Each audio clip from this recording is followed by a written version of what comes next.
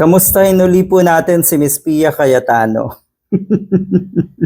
Sabi nila, pag medyo nanginginig daw ang boses, hinihingal, ano yan eh, ang lumalabas kasi sa bibig, pawang kasinungalingan, kinakabahan.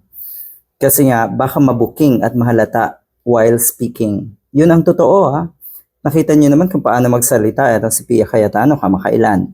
Sa impeachment trial, kitang-kita yan, ang mga kababayan natin, hingal na hingal, meron din daw kasing kasamang galit yan. Saan po ba kayo galit, Miss Pia Cayetano? Sa sarili niyo? Abay, dapat talaga kayong magalit sa sarili niyo.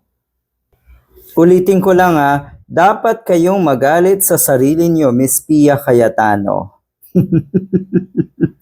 Halata po ba na si Pia Cayetano ay hindi satisfied sa mga abogado ni Sara Duterte, kaya sila nagsistep in. Kasama yung kapatid niya na si Alan Peter Cayetano. Halatang halata. Wala kayong kumpiyansa. Hindi kayo kumpiyansa, sabihin na natin, doon sa mga abogado ni Sara Duterte. Kaya eto, at tila ba pa-hero kayo. To the rescue kayo. Alam nyo kasi yan sa sarili nyo, di ba? Doon sa kanilang sagutan with Congressman Jervy Luistro, nakikita natin, kitang-kita ng mga matitinong kababayan natin na wala ka ring binatbat kay Attorney Jervy Luistro. Huwag niyo na po kasing masyadong ipagmayabang yung pagiging abogado niyo, lalo na si Alan Peter Cayetano.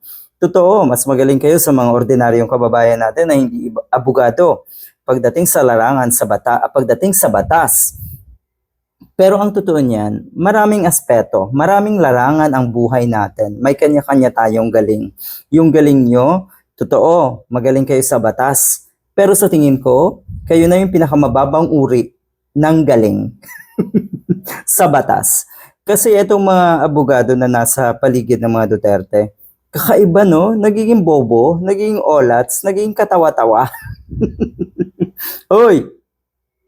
Pia Cayetano, dahil dyan, tanggalin mo na daw yung crimson robe mo dahil hindi yan bagay sa'yo.